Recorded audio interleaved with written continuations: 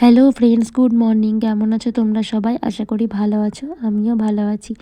সকালবেলা এখন আমার সমস্ত কাজ হয়ে গেছে, যেগুলো সকালের বাসি কাজ থাকে। তারপর তোদেরকে একটু পড়া করতে বসিয়েছি।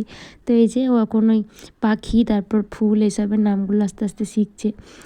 আর আজকে আমাদের বাড়িতে ধান ঝাড়ানো হচ্ছে। মা লক্ষ্মীর কৃপায় কিছুটা ধান আমাদের বাড়িতে নিয়ে আসা হয়েছে, এখনও আনতে বাকি আছে মাঠ থেকে। তবে এই যে কিছুটা ধান নিয়ে আসা হয়েছে, তো সেগুলোই আজকে ঝরানো হচ্ছে। তো এই দেখো এখানে ত্রিপল পাতা হয়েছে আর ধান ঝরানো হচ্ছে আজকে। আর তোজো দেখো কান্না করছে, যেহেতু উঠোনে ধান ঝরানো হচ্ছে তার জন্য ও তো আজকে বাইরে যেতে পারছে না। মানে ঘরে দরজা জানালা সব বন্ধ করে দিয়েছি, দিয়ে ওই খেলা করছে ও। তারপরে কোনো সময় একটু কার্টুন দেখছিল, এরকম করে ওর সময় কাটছে, তার জন্য বাইরে যাওয়ার জন্য বায়না করছে। আর দেখো কীরকম দুষ্টুমি করছে এখন, আর আমি ভিডিও করছি বলে আমার মোবাইলটা নিতে আসছে। আর এদিকে দেখো গোটা ঘরের কি অবস্থা, আমার খেলনা, তারপরে বাটি, তারপরে একটা ছোট হাঁড়ি, খুন্তি সব নিয়ে বসে আছে। এবার কি বললাম বলে এখন রাগ করছে। এখন আবার ও রাগ করতেও শিখেছে, এই যে হাত দুটোকে ওইভাবে দিয়ে ও রাগ করে, ওইটা হচ্ছে ও রাগ করা।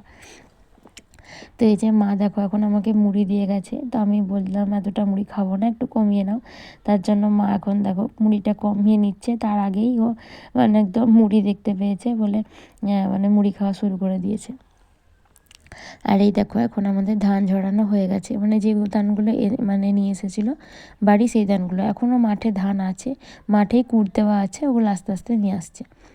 আর এই যে আজকে তরকারি হচ্ছে, বাঁধাকপির তরকারি হবে, মানে সবজি কাটা হয়ে গেছে আমার, গাজর আলু দিয়ে হবে। আর এদিকে কচু কাটছে, এখন কচু রান্না হবে, আর হবে মাছ।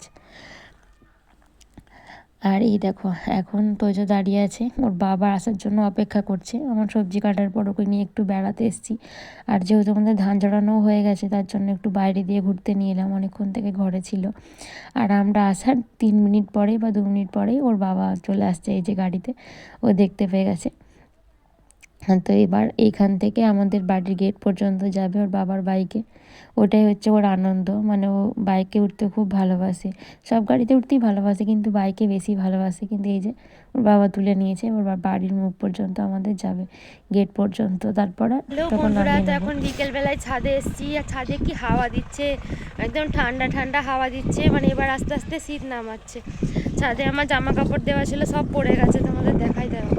বেড কভারটা কিভাবে পড়েছে, এগুলো সব জড়ো হয়ে গেছে। এইদিকে সব দেওয়া ছিল, এই যে বাবুর জামাগুলোও পড়ে গেছে। আসলে আমারই ভুল, আমি ক্লিপ আটকে যাইনি। অন্যদিন এতটা হাওয়া থাকে না, তো আজকে বেশি হাওয়া দিচ্ছে। জামাগুলো সব তুলে নিয়ে এখন নিচে যাব। আর এই দেখো আমাদের মাঠ, একটু পরে যাব মাঠের দিকে, তখন তোমাদের সঙ্গে শেয়ার করব সমস্ত কিছু। দিয়েছি দেখো সমস্ত মাঠ ফাঁকা, এখন ধান কাটা হয়ে গেছে। তো চলো এখন জামাগুলো তুলে নিচে নিয়ে যাই। তো জামা কাপড় তুলে নিয়ে আমি চলে এসেছি। আর আজকে দেখো অনেক জামা কাপড় ছিল ছাদে, মানে মায়েদের শাড়ি, তারপর মানে বাবার জামা কাপড়, যেহেতু মাঠ থেকে ধান নিয়ে এসেছিলো, তো ওই জামাগুলো নোংরা হয়ে গেছিলো, ওই জন্য ওগুলো সার্ফ দিয়ে কেচে দিয়েছিলো। তো যেহেতু নিচে ধান ঝরানো হচ্ছিলো, আর নিচে এখন ওই আম গাছের জন্য ছায়া, ওই জন্য শুকাচ্ছে না কোনো জামা কাপড়, তার জন্য সমস্ত কিছু ছাদেই দিতে হয় এখন আমাদের। আর গরমের দিনে কি নিচে দিলেই শুকিয়ে যায়, তার জন্য ছাদ থেকে আজকে অনেক জামা কাপড় নিয়ে এসেছিলাম। আর ওই যে নাইটটা দেখছো, ওটা ওখানে তুলে রেখে দিলাম, দেখলাম কিসের একটা কালো মতো দাগ লেগেছে, ওইটা সার্ফ দিতে হবে আবারও। তারপর এখন সমস্ত জামা কাপড় আমি গুছিয়ে রেখে দিচ্ছি। আর এখন আমার ছেলে ঘুমাচ্ছে ওর বাবার সঙ্গে। ওর বাবা থাকলে কোনো চিন্তা নেই, মানে ওর বাবার সঙ্গে মানে ঠিক ঘুমিয়ে যাবে বা ওর বাবার সঙ্গে থাকবে। আর আমি একাই থাকলে একটু দুষ্টুমি করে। তো ও যে এখন ঘুমাচ্ছে, তার জন্য ভাবলাম জামাগুলো গুছিয়ে নিই। এগুলো হচ্ছে ছেলের জামা। ওর জামার জন্য তো প্রত্যেক দিন মানে আমাকে সার্ফ দিতেই হয়, কাচতেই হয় প্রত্যেকটা দিন। ও সমস্ত জামা কাপড় এখন আমার গোছানো হয়ে গেছে। আর এখনও ছেলে ঘুমাচ্ছে, তার জন্য ভাবলাম চুলটা আঁচড়ে নিই, তাহলে আমার কাজগুলো এগিয়ে থেকে যাবে। ও ঘুম থেকে উঠলেই ওকে তাহলে আমি বেড়াতে নিয়ে যেতে পারবো। আর আমি সেই কালকে আগের দিন বিকালে চুল আঁচড়িয়েছিলাম, আর আজকে মানে বিকালে চুল আঁচড়াচ্ছি। তার জন্য দেখো চুলে একদম মানে জটা লেগে গেছে কীরকম। আর চুলটা সেরকম যত্ন হয় না, উঠে যাচ্ছে, ওই জন্য কেটেও দিয়েছি অনেকটা। আগে আর একটু বড় ছিল চুলটা, আর একটু বড় বলতে অনেকটা বড়ই ছিল বেশ। তো চুলটা অনেকটাই কেটে দিয়েছি, এখন আমি ছোট করে দিয়েছি। তারপর এখন চুলটা একটা এরকম খোপার মতো তুলে নেব। তো আমি আবার খোপা তুলতে পারি না ক্লিপ ছাড়া, মানে ক্লিপ দিয়ে নেব, ওই গুটিয়ে একটু ক্লিপ দিয়ে রেখে দেবো। ওইটাই হচ্ছে আমার কাছে খোঁপা, মানে আমি ভালো করে খোঁপা তুলতে পারি না। তারপর যেগুলো মানে এখন তো স্কিন একদম ড্রাই হয়ে গেছে, আর আমার তো শীতকালে একদম যাচ্ছে তাই অবস্থা, মানে একদম মনে হবে কিছু নেই গায়ে, একদম মানে স্কিন এত ড্রাই হয়ে যায় কেন কি জানি। তার জন্য দেখো আমি এই যে বোরোপ্লাসের এই বডি লোশনটা এটা ব্যবহার করছি, এটা বেশ আমার ভালো লাগছে। আরেকটাও কিনেছিলাম জয়ের, তো এটা আমার অতটা মানে ভালো লাগেনি, এটা বেশ ভালো লাগছে বোরোপ্লাসেরটা। তো এটা আমি মুখেও ব্যবহার করি, আবার মানে গোটা বডিতেই ব্যবহার করি এটা। তো এই যে বোরোপ্লাসের বডি লোশনটা এখন মেখে নিলাম, বেশ ভালো এটা। তো আমার বরই বললো যে বোরোপ্লাসেরটা নাও, এটা ভালো হবে। তো আমি আবার পাকামো করে জয়েরটা কিনতে গেছিলাম, যাই হোক তার থেকে দেখলাম বেশ বোরোপ্লাসটাই ভালো। জয়টাকেও আমি খারাপ বলছি না, জয়টাও ভালো, কিন্তু আমার বোরোপ্লাসটাই বেশি পছন্দ হয়েছে। আর এই যে বোরোলিন, এটা না লাগালে তো হবে না। আর আমি এখন ছেলেকে নিয়ে যেহেতু ওইদিকে ঘুরতে যাব, মানে আমাদের বাড়িটা তো মাঠের দিকেই, আর এমনিতেই প্রচণ্ড হাওয়া দেয়, তার জন্য মানে ঠোঁটগুলো একদম ড্রাই হয়ে যাচ্ছে। আর আমার স্কিন এমনিতেই খুব ড্রাই, তার মধ্যে শীতকালে আরও মানে বাজে অবস্থা হয়ে গেছে। তো এই যে এখন আমি রেডি হয়ে গেছি, চুল আঁচড়ে একটু বোরোলিন লাগিয়ে নিলাম, ক্রিম মেখে নিলাম, সমস্ত কিছু হয়ে গেছে। আর ছেলে এখনও ঘুমাচ্ছে। তো এই যে আমি একটু হাতে করে খেজুর নিয়ে আসলাম আমাদের এই বারান্দার দিকটায়, এখন দাঁড়িয়ে দাঁড়িয়ে এখানে খেজুর খাবো, তারপর ছেলে উঠলে ছেলেকে নিয়ে একটু ঘুরতে নিয়ে যাব।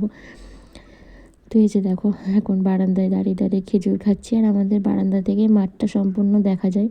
ধান তো কাটা হয়ে গেছে, এখন মাঠ ফাঁকা, কিন্তু এই যে মানে মাঠের মধ্যেই সবাই এখন কুট দিয়ে রাখছে। তারপর আস্তে আস্তে বাড়িতে ধানগুলো নিয়ে আসবে, অনেকে ট্রাক্টরে করে নিয়ে আসে, বা অনেকে সেই বড় একটা মানে যাদের গ্রামের বাড়ি তারা বুঝতে পারবে, বড় একটা বাঁশের করে মানে দুই দিকে করে বাঁধে ধান, তারপরে নিয়ে আসে। তো অনেকে ওইভাবে নিয়ে আসে। তো ওগুলোই দেখছিলাম, ধান নিয়ে আসছিলো সবাই বাড়িতে। আর তারপর কেউ কেউ আবার ধান উঠে ঝাড়াচ্ছে। গেছে। আর হাতে কি নিয়েছে ওটা? চকেট নিয়েছে, ঘুম থেকে উঠলো তো, তাই কথাগুলো একটু আস্তে আস্তে হচ্ছে এখন। তারপর আস্তে আস্তে গলার ভলিউম বাড়বে। চকলেটটা কে খাবে? আমি খাবো তো? তোজো খাবে চকলেটটা, আমাকে দেবে না? দেবে ও। তো যখন এসছে ট্রাক্টর দেখতে, আমাদের মানে মাঠে ট্রাক্টরে করে ধান নিয়ে যাওয়া হচ্ছে ওই জন্য। আর মাঠ তো পুরো ফাঁকা হয়ে গেছে, ধান কাটা হয়ে গেছে। আর এখন ট্রাক্টর দেখতে যাবে?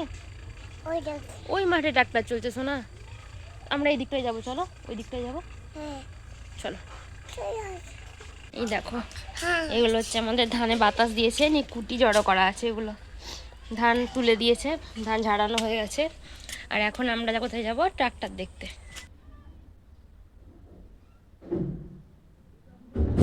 আর এখন আমি এই যে মাঠের দিকে চলে এসেছি, দেখো বাড়ি থেকে বার হয়ে। তো এই যে জমিগুলো দেখতে পাচ্ছি, এই জমিগুলো আবার ট্রাক্টরে করে মানে চাষ মানে হাল বাইয়ে দেওয়া বলে আমাদের এদিকে। তো ওটার ভালো কথা আমি কিছু আছে কিনা জানি না, তো এই মানে হাল বাইয়ে দেবে।